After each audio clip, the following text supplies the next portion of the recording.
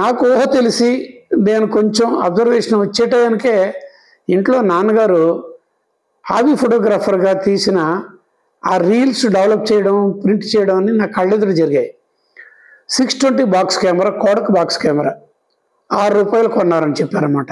ఆ 620 బాక్స్ కెమెరాలో film load చేసి ఆయన అవార్డులు తీసుకున్నారు. ఎక్స్పోజ్ చేసి ఇలస్ట్రేటెడ్ వీక్లీ ఆఫ్ ఇండియా అని ఒకటి ఉండేది, దాని కాంపిటీషన్ ఉండేది. దాంట్లో ఈయనకు 2 సార్లు పాలకుల్లో తీసిన తెరచాప బ్యాక్గ్రౌండ్లో ఒకటి, బిచ్చగాడితోటి అవార్డులు కూడా వచ్చినాయి. ఆయన ఒక ఫోటోగ్రఫర్ చేయడం కాకుండా ప్రింటింగ్, డెవలపింగ్ కూడా చేయడం మొదలుపెట్టారు.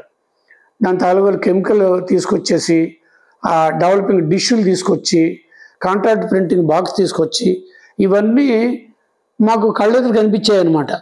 ఆ వైట్ పేపర్, బ్రోమైడ్ పేపర్ అంటారనమాట, దాన్ని ఫోటోగ్రఫిక్ పేపర్, అది డిష్లో పెట్టి ఈ పాయింట్ మీరు కూడా ఇమాజిన్ చేసుకోండి.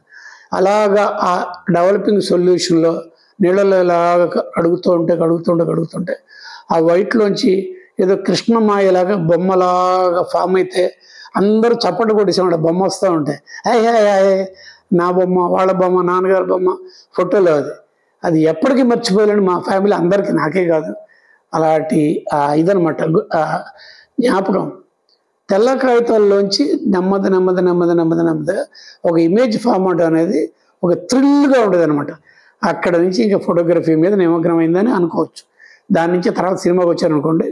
అలాగా ఫోటోగ్రఫీ గురించిన నాలెడ్జ్ అప్పుడే ఉంది. ఆ డెవలపర్లో వాడే మెటాలు, గిటాలు, D7-6 తాలూకు అనే ఒక ఫార్ములాలు, అవన్నీ నాన్నగారు మాకు అప్పుడే అలవాటు చేస్తారు. దానాదైనా చెప్పేది ఏంటంటే, చిన్నయ్య గారు హాబీగా ఒక బాక్స్ కెమెరా కొనుక్కొని హాబీతో నుంచి ఇలా ప్రింటింగ్, డెవలపింగ్ ఇంట్లో చేయడం వల్ల అది మాకు అబ్బింది. ఆ ఫోటోగ్రఫీ మీద మాకు ఇంట్రెస్ట్ పెరిగింది. తర్వాత అది లీడ్ అయింది ఇంతవరకు.